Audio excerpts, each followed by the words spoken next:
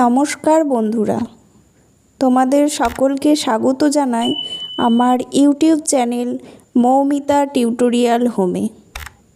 আজকে আমরা আলোচনা করব চতুর্থ শ্রেণীর আমার গণিত বইয়ের 189 থেকে 194 পৃষ্ঠার অঙ্কগুলি। চলো তাহলে আজকের ভিডিওটি শুরু করা যাক। কি আছে দেখো, হাতে কলমে 1 থেকে 10 পর্যন্ত সংখ্যার গুণিতক গুণনীয়ক খুঁজি ও কোনগুলি মৌলিক সংখ্যা দেখি। আমি একটি 100 টাকার 100টি সমান ঘর কাটা বর্গাকার কাগজ নিলাম। দেখো এইদিকে 10 আছে, এইদিকে 10 আছে, উপর নিচে, উপরে আছে 10, পাশাপাশি আছে 10।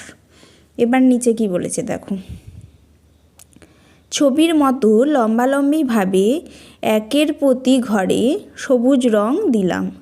দেখো এইদিকে একের সব ঘরগুলোতেই 10 পর্যন্ত সবুজ রং দেওয়া আছে। পরে বলেছে লম্বালম্বিভাবে 2-এর ঘর থেকে 1 ঘর অন্তর লাল রং দিলাম। দেখো 2-এর ঘরটায় 1 ঘর ছাড়া ছাড়া লাল রং দেয়া আছে। তারপরে লম্বালম্বিভাবে 3-এর ঘরে 2 ঘর অন্তর নীল রং দিলাম। 2টো ঘর ছাড় দিয়ে দিয়ে নীল রং দেয়া আছে। লম্বালম্বিভাবে 4-এর শুরু থেকে 3 ঘর অন্তর হলুদ রং দিলাম। 3টে ঘর ফাঁক রেখে আছে 4 নম্বর ঘরে হলুদ রং, আবার 3টে ঘর ফাঁক রেখে 8 নম্বর ঘরে আছে হলুদ রং। লম্বালম্বিভাবে 5-এর শুরু থেকে 4 ঘর অন্তর বাদামি রং দিলাম। 5-এর ঘরটায় 4 ঘর ফাঁক রেখে 5 নম্বর ঘরটায় আছে বাদামি রং, আবার 4 ঘর ফাঁক রেখে 10 নম্বর ঘরটায় আছে বাদামি রং।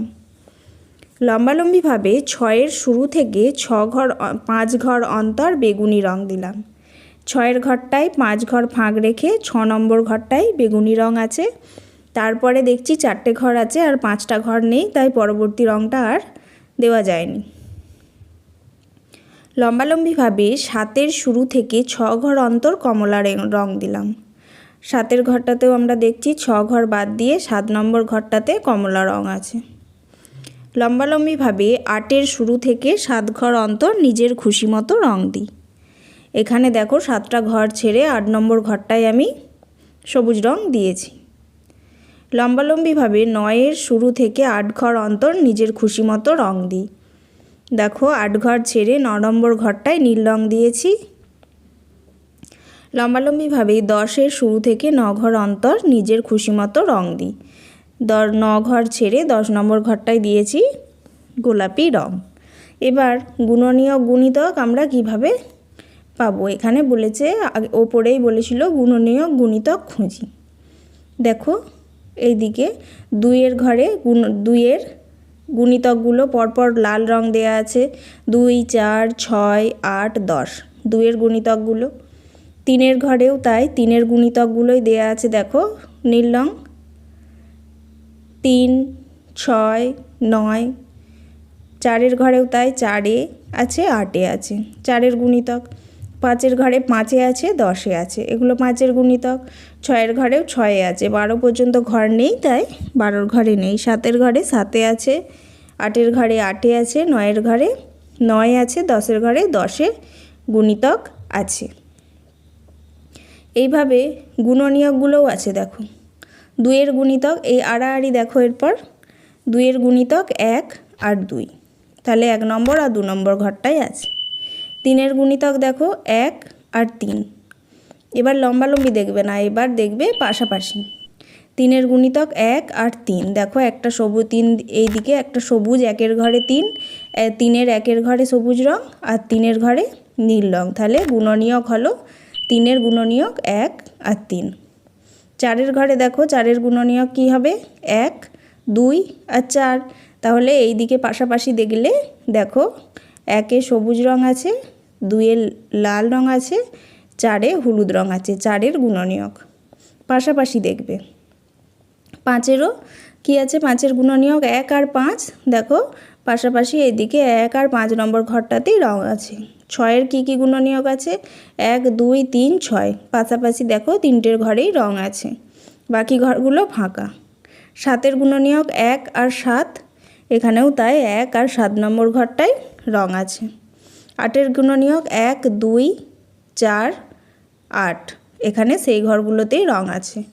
9-এর গুণনীয়ক 1, 3 আর 9, এখানেও তাই 1 নম্বর, 3 নম্বর আর 9 নম্বর ঘরটায় রং আছে। 10-এর গুণনীয়ক 1, 2, 5, 10, এখানেও রং আছে দেখো 1, 2, 5, 10 এই নাম্বার ঘরগুলোই। তাহলে আমরা পেলাম লম্বালম্বি পেলাম গুণিতক আর আড়াআড়ি পাশাপাশি পেলাম গুণনীয়ক। 190 পৃষ্ঠায় এবার আমরা চলে এসেছি। ছক থেকে 1-এর গুণিতকগুলি পেলাম লম্বালম্বি সবুজ রঙের ঘরে। দেখো আগের পাতায় যেগুলো বললাম সেগুলোই লেখা আছে, অর্থাৎ 1, 2, 3।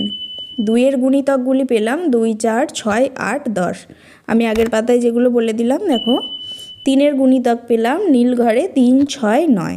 আবার পাশাপাশি ছকে 1-এর সারিতে পেলাম সবুজের ঘরে 1-এর উৎপাদক বা গুণনীয়ক 1। একইভাবে 2-এর সবুজ আর লাল রঙে পেলাম 1 আর 2। এইভাবে আমি আগের পাতায় বলে দিলাম না, তাই 2 একটি মৌলিক সংখ্যা। 3-এর সারিতে পেলাম সবুজ ও নীল রঙের ঘরে 1 আর 3, তাই 3 একটি মৌলিক সংখ্যা। 4-এর সারিতে পেয়েছি, 4-এর সারিতে কি পেয়েছি, 4-এর উৎপাদক 1, 2 আর 4, রং মিলিয়ে দেখে নাও আগের পাতায় 1, 2 আর 4, তাহলে 4 একটি যৌগিক সংখ্যা। 5-এর উৎপাদক কি পেয়েছি, 1 আর 5, তাহলে 5 মৌলিক সংখ্যা। 6-এর উৎপাদক কি পেয়েছি, 1, 2, 3, 6, তাহলে 6 একটি যৌগিক সংখ্যা। 1 থেকে 10-এর মধ্যে মৌলিক সংখ্যা তাহলে আমরা কি পেলাম, 2, 3, 5, 7। 1 থেকে 10-এর মধ্যে যৌগিক সংখ্যা কি পেলাম, 4, 6, 8, 9 এবং 10। 1 মৌলিক সংখ্যাও নয় আর যৌগিক সংখ্যাও নয়, এটা আমরা আগেই শিখেছি। এবার দেখো একইভাবে বলেছে নানা রং বা ছক চিহ্ন করে 1 থেকে 20 পর্যন্ত সংখ্যার মৌলিক সংখ্যাগুলি খুঁজি। যেমনভাবে আগের পাতায় ছক করা আছে ওইভাবে তোমরা ছক করবে, করে রং করবে। আমি এখানে মৌলিক সংখ্যা কী সেগুলো বলে দিয়েছি। 2, 3, 5, 7, 11, 13, 17, 19, এগুলো তোমরা এবার রঙের আকারে ছকের আকারে সাজাবে। 191 নম্বর পাতায় আমি 1 থেকে 100 পর্যন্ত সংখ্যার মধ্যে মৌলিক সংখ্যা খুঁজি। দেখো একটা ছক দেয়া আছে, তাতে 1 থেকে 100 পর্যন্ত লেখা আছে। এবার নিচে কি লেখা আছে দেখি। 1-এ লেখা আছে প্রথমে 1কে লাল দাগ দিয়ে কাটি, কারণ 1 মৌলিক সংখ্যা নয় এবং যৌগিক সংখ্যাও নয়। দেখো 1কে লাল দাগ দিয়ে কাটা আছে। 2-এ কি লেখা আছে, এরপর 2কে গোল এইভাবে গোল করি, গোল দাগ দিয়ে 2টাকে দেখো গোল করা আছে। এবং 2 ছাড়া 2-এর গুণিতকগুলি কি আছে সেগুলিকে কেটে দিই। 2-এর গুণিতক কি আছে, 4, 6, 8, 10, 12, 14, 16, 18, 20, 22, 24, 26, 28, 30, 32, 34, 36, 38, 40, এইভাবে 2-এর গুণিতক যেগুলো আছে সব লাল দাগ দিয়ে কাটা আছে। এরপর 3-এর কি লেখা আছে, দেখলাম 2-এর ঠিক পরবর্তী সংখ্যা 3, যেটাকে কাটা হয়নি। 3কে গোল করি এবং 3 এবং 3-এর গুণিতক যেগুলো আছে 3 ছাড়া সেগুলোকে কেটে দিই। 3-এর গুণিতক কি আছে দেখো, 6, 9, 12, 15, 18, 21, 24, 27, 30, এইভাবে 3-এর গুণিতক যেগুলো আছে দেখো সবগুলোই কাটা আছে, শুধু 3টাই গোল দাগ দেওয়া আছে। 3 ছাড়া 3-এর গুণিতকগুলো সব কাটা আছে। 4 নম্বরে কি লেখা আছে দেখো, দেখলাম 3-এর ঠিক পরবর্তী সংখ্যা হলো 5, যেটাকে কাটা হয়নি। 4টা আগেই কাটা হয়েছে 2-এর গুণিতক, 5টা কাটা হয়নি। 5টাকে গোল করি আর 5-এর গুণিতকগুলোকে কাটি। 5, 10, 15, 20, 25, 30, 35, 40, এইভাবে 5-এর গুণিতকগুলোকে লাল দাগ দিয়ে কেটে দেবো। এবার 5 নম্বরে কি লেখা আছে, এভাবে যতক্ষণ না পর্যন্ত এই ছকের সমস্ত সংখ্যা লাল দাগ দিয়ে কাটা হচ্ছে বা গোল করা হচ্ছে ততক্ষণ পর্যন্ত ওপরের পদ্ধতি যাচাই করি। মানে যেই সংখ্যাটা কাটা হয়নি সেটাকে আবার গোল দাগ দেবো, দিয়ে পরবর্তী তার গুণিতকগুলোই কাটবো। এইভাবে দেখো পুরো ছকটা কমপ্লিট করা আছে। এবার কি বলেছে, ওই ছকের সমস্ত গোল দাগগুলো হচ্ছে মৌলিক সংখ্যা। দেখো যেগুলো গোল আছে 2, 3, 5, 7, 11 এইভাবে যেগুলো গোল আছে দেখো সব মৌলিক সংখ্যা, যাদের উৎপাদক 1 আর সেই সংখ্যা। আর যেগুলো লাল দাগ দিয়ে কাটা আছে সেগুলো হচ্ছে যৌগিক সংখ্যা, মানে যেগুলোর উৎপাদক 1 সেই সংখ্যা বাদেও আরও কিছু সংখ্যা উৎপাদক হয়। তাহলে এটাকে কি বলা হয়? গ্রিক গণিতজ্ঞ ইরাটোথিনিস খ্রিস্টপূর্ব 3য় শতকে কোনো সংখ্যার গুণনীয়ক বা উৎপাদক বার না করে সহজেই 1 থেকে 100 পর্যন্ত সংখ্যার মধ্যে মৌলিক সংখ্যা খোঁজার এই পদ্ধতিকে বলেছিলেন ইরাটোথিনিসের চালুনি। তাহলে এই পদ্ধতিটার নাম আমরা জানলাম এইভাবে, এই পদ্ধতিটার নাম আমরা জানলাম ইরাটোথিনিসের চালুনি। এবার আমরা 192 পাতায় চলে আসি। এইভাবে 1 থেকে 100 পর্যন্ত কি কি মৌলিক সংখ্যা আমরা পেলাম দেখো। 2, 3, 5, 7, 11, 13, 17, 19, 23, 29, 31, 37, 41, 43, 47, 53, 59, 61, 67, 71, 73, 79, 83, 89, 97। আমরা এই মৌলিক সংখ্যাগুলো পেয়েছি 1 থেকে 100-র মধ্যে। এবার দেখো কি বলেছি, মৌলিক সংখ্যা খুঁজতে গিয়ে দেখলাম 2 ছাড়া সকল মৌলিক সংখ্যায় দেখো বিজোড় সংখ্যা।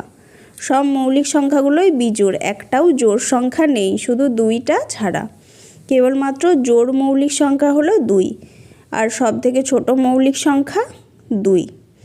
আবার অনেক পরপর বিজোড় সংখ্যা মৌলিক সংখ্যা, যেমন 3 আর 5 পরপর বিজোড় সংখ্যা আবার মৌলিক সংখ্যা। 11 আর 13 পরপর বিজোড় সংখ্যা আবার মৌলিক সংখ্যা। 17, 19 এরাও পরপর বিজোড় সংখ্যা আবার মৌলিক সংখ্যা। 71, 73 এরাও পরপর বিজোড় সংখ্যা মৌলিক সংখ্যা। তাহলে এদেরকে আমরা কি বলবো? যমজ মৌলিক সংখ্যা। এই ধরনের সংখ্যাকে কি বলবো? যমজ মৌলিক সংখ্যা। তাহলে দেখো কি বলেছে, 7 একটি মৌলিক সংখ্যা আমরা জানি। 7-এর পরে মৌলিক সংখ্যা আমরা কি পাচ্ছি? 11। তাহলে 11 আর 7টাকে কি যমজ মৌলিক সংখ্যা বলবো? 11 আর 7-এর মাঝে আর একটা বিজোড় সংখ্যা আছে 9। 9 বিজোড় সংখ্যা কিন্তু মৌলিক সংখ্যা নয়, তাই 7 বিজোড় সংখ্যার পরের মৌলিক সংখ্যা হতো যমজ মৌলিক যদি 9টা মৌলিক সংখ্যা হতো। তাহলে 7 আর 11কে আমরা যমজ মৌলিক সংখ্যা বলতে পারি না। তাহলে যমজ মৌলিক সংখ্যা কাকে বলবো? 2টি যমজ মৌলিক সংখ্যা পরপর বিজোড় সংখ্যা হবে এবং তাদের বিয়োগফল হবে 2।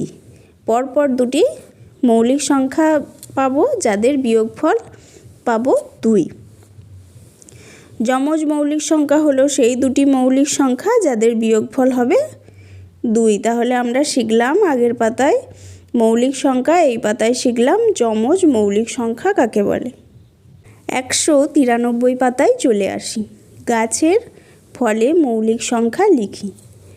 দেখো একটা গাছ আছে যেখানে 2, 7, 17, 23 এইভাবে মৌলিক সংখ্যা লেখা আছে। 2-এর গুণনীয়ক কী কী? 1 আর 2, এগুলো আমরা আগের পাতাতেই শিখেছি। আবার 17-র গুণনীয়কও তাই 1 আর 17। 2 ও 17 দুটোরই তাহলে সাধারণ গুণনীয়ক কী পেলাম? 1। অন্য দুটি আলাদা মৌলিক সংখ্যা নিয়ে তাদের সাধারণ গুণনীয়ক খুঁজি। এখানে দেয়া আছে 7 আর 23। আমরা প্রথমে গুণনীয়কগুলো দেখব কি কি হচ্ছে। 7-এর গুণনীয়ক 1 আর 7, 23-এর গুণনীয়ক 1 আর 23। তাহলে আমরা সাধারণ গুণনীয়ক কি পেলাম? 1। তাহলে আমরা এখান থেকে কি বুঝলাম?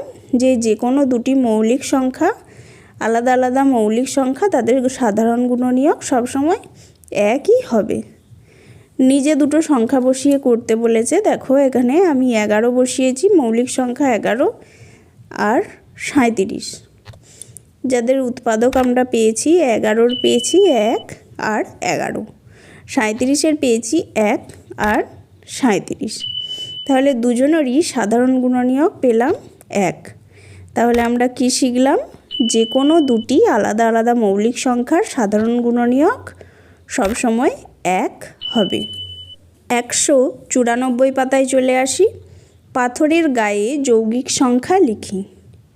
দেখো এখানে লেখা আছে যৌগিক সংখ্যা 6, 21, এখানে লিখতে পারো 8, 9 লিখতে পারো। এবার দেখো যৌগিক সংখ্যার উৎপাদক 6 আছে, 6-এর উৎপাদকগুলো কি কি? প্রথমে পাশে গাছের আকারে দেখানো হয়েছে। দেখো প্রথমে 1 গুণ 6 করা আছে, তারপর 2 গুণ 3। তাহলে আমরা উৎপাদক কি কি পেলাম? 1, 2, 3, 6। তাহলে এবার 21-এর উৎপাদক খুঁজব। 1, 21 আর 21কে ভেঙে 3, 7। তাহলে 21-এর উৎপাদক কী কী পেলাম? 1, 3, 7, 21। তাহলে 6-এর উৎপাদক পেয়েছি 1, 2, 3, 6। 21-এর পেয়েছি 1, 3, 7, 21। তাহলে সাধারণ গুণনীয়ক কী পেলাম? 1 ও 3। এবার অন্য দুটি যৌগিক সংখ্যা নিয়ে দেখেছি। দেখো একদিকে আছে 8, একদিকে আছে 9। তাহলে 8-এর উৎপাদক খুঁজব। 1 আর 8 প্রথমে হলো, তারপরে 8কে ভাঙবো 2 গুণ 4, তারপরে 4কে ভাঙবো 2 গুণ 2। তাহলে উৎপাদক কী কী পেলাম? 1, 2, 4, 8। আর 9-এর উৎপাদক পাচ্ছি 1, 3, 9। তাহলে 8 আর 9-এর সাধারণ গুণনীয়ক কী কী পেলাম? 1, শুধুমাত্র একটাই পাচ্ছি সাধারণ। দেখলাম দুটি যৌগিক সংখ্যার সাধারণ গুণনীয়কও 1 হতে পারে। আমরা আগের পাতায় দেখেছিলাম দুটি মৌলিক সংখ্যার সাধারণ গুণনীয়ক সবসময় 1 হয়, কিন্তু এ পাতায় দেখলাম যে যৌগিক সংখ্যার গুণনীয়কও 1 হতে পারে। দুটি সংখ্যার সাধারণ গুণনীয়ক 1 হলে তাদের পরস্পর মৌলিক সংখ্যা বলে। দুটি যৌগিক সংখ্যা যাদের সাধারণ গুণনীয়ক 1 হলে তাদেরকে কি বলে? পরস্পর মৌলিক সংখ্যা। আজকের ভিডিওটি এখানেই শেষ হলো। যদি ভিডিওটি ভালো লেগে থাকে অবশ্যই চ্যানেলটিকে সাবস্ক্রাইব করুন এবং এই ধরনের আরও ভিডিও পেতে কমেন্ট করুন।